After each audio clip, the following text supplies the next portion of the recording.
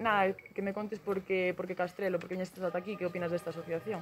Bueno, pues eu primeiro gratamente sorprendido polo recibimiento, por agradecerlle a presencia aquí a todos os, tanto da directiva como todos os socios, gran parte dos socios deste pobo de Castelo de Cima, os queimás, en alusión pois esa festa de gran tradición polas queimadas que queren recuperar, queren poñer en valor cunha gran tradición e queren declarar de interés cultural, que así faremos as xestións para que así sexa, esperemos.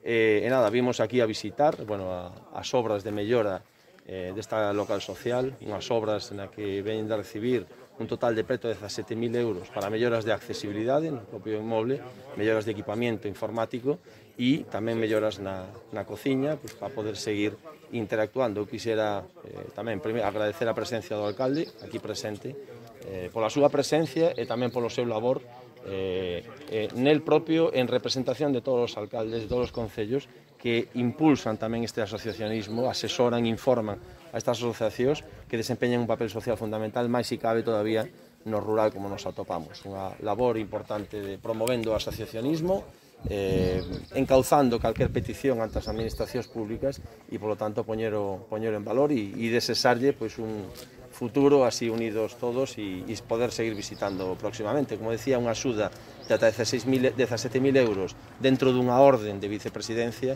ta que as asociacións poden acadar ata 19.000 euros. Este ano aumentaron os fondos un 20% para a provincia de Ourense, un total de 41 actuacións en 22 concellos da provincia de Ourense. Perfecto, pois moitas gracias. Contadme tú, que opinas desta sociedade?